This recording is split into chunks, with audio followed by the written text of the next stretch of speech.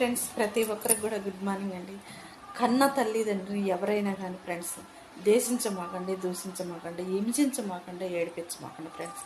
ఎందుకంటే 10 నెలలు మోసి కని పెంచి వాళ్ళ బాధల్ని, వాళ్ళ కన్నీళ్ళని, వాళ్ళ కష్టాలన్నీ దిగమింగుకొని మనకెన్ని ఇబ్బందులున్నా ఇరుకులున్నా కానీ మనల్ని బరాంచి సాకి పెంచి పెద్ద చేసింది, వాళ్ళ నిజమైన ప్రేమ మన పట్ల చూపించింది ఎవరైనా ఉన్నారు అంటే ఫ్రెండ్స్, అది తల్లిదండ్రి మాత్రమే.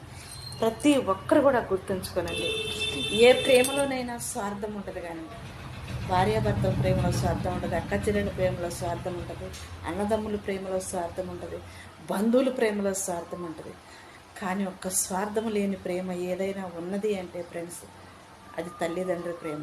అది అంతం వరకు కూడా గుర్తుండే ప్రేమ ఏదైనా ఉందంటే, నీకు జన్మనిచ్చి నీ కష్టసుఖాలలో తోడుగా ఉండి నువ్వు ఒకరింటికి భారీగా పంపించినప్పుడు కూడా నా కూతురు కష్టాల్లో ఉంది, కన్నీళ్ళలో ఉందని కడవరికి వాళ్ళు ఏవి చేయలేకపోయినా కానీ ప్రేమతో కొట్టుమిట్టలాడతారు ఫ్రెండ్స్.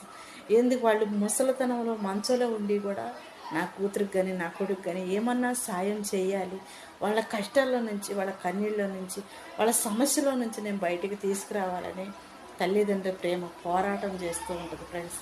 అలాంటి తల్లిదండ్రులు గౌరవించుకోకుండా దేశించి దూషించి వాళ్ళ పెట్టే పట్టడి మెతుకుల కోసం వాళ్ళ